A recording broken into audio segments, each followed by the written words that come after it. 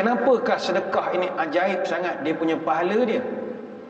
Sedekah ni ajaib pahala dia sebab kita gembirakan orang. Itu yang mustahab. Kita menyebabkan orang yang susah jadi suka. Kita menyebabkan tempat yang dulu daif menjadi selesa. Maka orang jadi gembira. Sebab itu bila Nabi SAW ditanya oleh sahabat, "Ya Rasul, apa amalan yang kalau saya buat nescaya Allah akan cinta kepada saya?" Bukannya sekadar terima amalan masuk syurga apa, saya tak nak. Saya nak Allah cinta saya. Apa saya kena buat? Kata Nabi, "Ahabbul a'mal ila Allah azza wa jalla sururun yadkhiluhu ala muslim." Amalan yang paling Allah cinta adalah engkau memasukkan kegembiraan dalam hati seorang beriman. Oh, itu Tuhan paling cinta sekali. Bagaimana caranya? Tanya sahabat. Kata Nabi, mudah. Yakshifu anhu kurbatan, atau yaqdi anhu dainan, atau tatrudu anhu ju'an.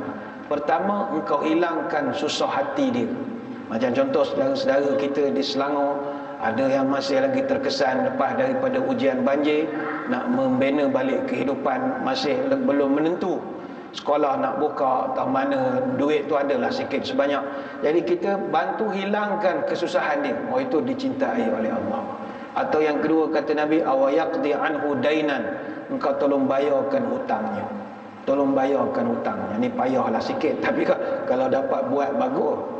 Yang ketiga, au tatradu anhu ju'an, atau engkau hilangkan kelaparan dia. Itu sebabnya sedekah ini pahalanya luar biasa sekali. Sehingga kan Nabi pernah diberi pilihan, wala an amshi ma'a akhin li fi hajatin ahabbu ilayya min an a'takif fi hadzal masjid, yakni masjidil madinati syahran. Aku kalau diberi pilihan, pertama pergi tolong orang, yang kedua iktikaf di Masjid Nabawi sebulan, nescaya aku akan pilih pergi tolong orang. Nabi sebut, kalau kita mestilah nak pilih duduk Masjid Nabawi sebulan, suka semayang di Raudah, lalu makam Nabi, suka, kita rasa bahagia, kaya batin kita duduk Masjid Nabawi. Tapi Nabi sebut, engkau diberi pilihan kan nak duduk masjid ke kan nak tolong orang susah yang tengah banjir apa semua ni, lebih baik kau tolong orang susah daripada kau duduk dalam masjid Nabi sebulan, kata Nabi. Itu sebab kita kena tolong orang. Apatah lagi, tolong kepada anak-anak yang nak belajar, anak-anak yang nak sekolah. Orang nak pergi sambung pengajian ke Timur Tengah, ke mana-mana, nak mengaji ni. Kalau kita dapat bantu dia, oh ini paling luar biasa. Ini dia panggil wakaf ilmu. Sedekah yang tak pernah putus. Tuan-tuan, kalau sedekah orang makan, katalah kita berjalan jumpa orang iya ke mana minta RM10, kita bagi dia RM10, pahala ada insya-Allah. Tapi dia punya nilai tak kekal. Dia dapat RM10, dia beli nasi, dia makan, dia kenyang, dia gembira, kita dapat pahala. Tapi dia dah sudah pergi tandas, dia buang habis, lupa sekira. Tapi kalau tuan-tuan bantu orang belajar, selagi ilmu itu diamalkan, selagi itu kita dapat multiplier effects. Sebab ilmu dia tak pernah habis. Ada satu kisah disampaikan oleh Syekh Hisham Al-Burhani. Dia ni seorang ulama besar di Syria.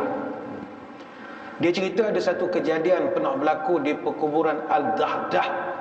Dahdah ni di Damsyik, 10 minit daripada Masjid Umawi di Damsyik, Syria. Dahdah ini dia makam tempat bersemadinya para ulama, aulia dan juga syuhada. Ni semua orang alim-alim, orang hebat semua. Makam Dahdah ini. Dulu makam ini dinamakan Maqbarah Al-Faradis. Tapi selepas ada satu ulama hadis yang disemadikan di situ, Abu Ad-Dahdah Ahmad bin Muhammad bin Ismail At-Tamimi, tukar nama kubur tu panggil Makam Ad-Dahdah. Syekh ni bercerita, pernah berlaku satu kejadian. Satu orang penggali kubur diminta oleh seorang wanita untuk kebumikan jenazah. Datang perempuan dia, boleh gali? Boleh, no problem. Dia pun gali kubur, siapkan apa. Jadi kemudian daripada jauh dia nampak orang bawa jenazah, letak, masukkan dalam. Dia orang Arab, dia tanam-tanam, dia balik. Dia tak ada suku kita, banyak macam ada wawancara bagai-bagai. Sesungguhnya surga itu benar, tak ada, dia simple saja. Arab tak ada balik. Jadi ketika penggali itu masuk jenazah, orang dah balik, dia tutup-tutupkan jenazah. Kata dia, ra'aitu ajaban, aku telah melihat suatu yang sangat ajaib sekali. Fi hadhihi al-athna yanfatih al-qabra wa yusbih rawdatun min riyadil jannah. Aku nampak kubur orang ni yang aku baru lepas nak tutup ni tadi, jadi luas, macam taman bunga. Luas, dia kata macam taman. Wa jaa malakani akhazahu, dan aku nampak ada dua malaikat datang ambil mayat ni bawa pergi. Penggali kubur ini dia menyangkakan dia duduk dalam delusion ke, ada tengah high ke apa. Dia pun tak pasti, aku ke makan ubat batuk ke benda jadi begini.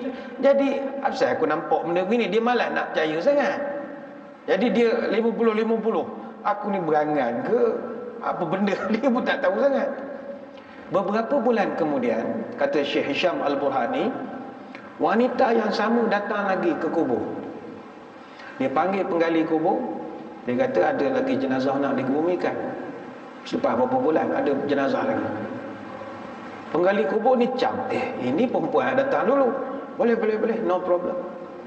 Jadi dia pun siapkan liang apa semua. Nampak orang bawa jenazah, masukkan. Dia nampak benda yang sama. Dia nampak jenazah ni, kuburnya begitu luas ni. Kali ni dia kata, aku mesti nak cek siapa ini. Dia pun cari juga perempuan ni, dia jumpa. Kata, puan, minta maaf, saya ni nak tanya sangat ni. First time dulu saya takut saya silap, tapi ni dah berlaku kali kedua. Dia pun ceritalah, saya nampak begini, kuburnya luas ni. Madza kana ya'mal hadza wa za. Saya nak tanya puan, arwah yang baru saya tanam ni dengan arwah yang berbulan dulu saya tanam ni, apa amalan dia berdua ni? Saya nak tahu sangat. Maka jawab wanita ini, amal awal fakana taliban ilmi. Yang awak tanam mula-mula dulu, dia ni seorang penuntut ilmu. Dia belajar, dia minat belajar agama. Wa kana thani ya'malu an-najjar yuqaddimu li akhihi nafqata talab al-ilmi. Yang jenazah encik baru tanam tadi adalah jenazah abang dia yang bagi duit untuk dia belajar, yang sponsor dia belajar. Kemudian kata Syekh Hisham Burhani, penggali kubur ini bila dengar saja cerita bahawa mayat ini adalah mayat penuntut ilmu, dan yang kedua adalah mayat orang yang sponsor penuntut ilmu, tarakal maqbarah wa nazala minha ila jami' taubah. Dia pun campakkan dia punya peralatan gali kubur, dia pergi ke Masjid At-Taubah. Masjid At-Taubah ni, Jami' At-Taubah ni masjid di Syria, dan ini bukan kaleng-kaleng masjid. Masjid ini pernah dulu Izzuddin Abdul Salam, Sultanul Ulama, pengarang kitab Qawaidul Ahkam. Begitu juga Imam Ibnul Jazari. Ini antara ulama yang pernah jadi khatib di Masjid Jami' At-Taubah di Syria. Dia pergi ke Masjid At-Taubah ini. Kemudian dia berjumpa dengan Tok Imam. Dia kata, wahai Tok Imam, saya nak belajar agama. Dia ni dah tua dah, penggali kubur dah tua dah. Tok Imam, saya ni nak jadi pelajar agama. Tok Imam kata, tak ada masalah, belajarlah. Saya nak belajar full time. Kenapa nak gali kubur? Tak ada lah, biar orang lain lah. Saya nak jadi pelajar saja, nak belajar agama. Jadi dia pun belajar bersungguh-sungguh, sampailah dia menjadi satu ulama yang besar, namanya Syekh Abdul Rahman Al-Haffar. Haffar ni maknanya penggali. Dia kekalkan nama Haffar dia. Dan dia ni keturunan dia pun ramai jadi ulama. Salah seorangnya adalah Abdul Razak Al-Haffar.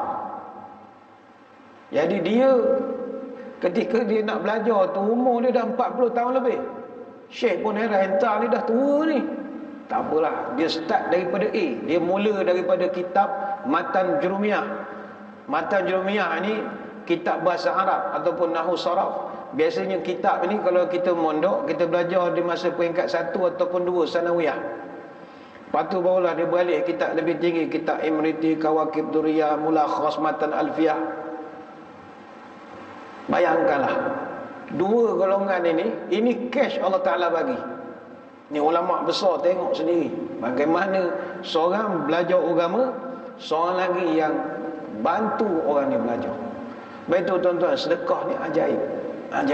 Ajaib dia adalah di alam kubur nanti. Itu baru di dunia dah Tuhan tunjuk. Di akhirat lagilah banyak kelebihan orang yang bersedekah. Inna sadaqatu tudfi'u an alihal kubur. Sedekah ini akan memadamkan panasnya kuburmu, kata Nabi.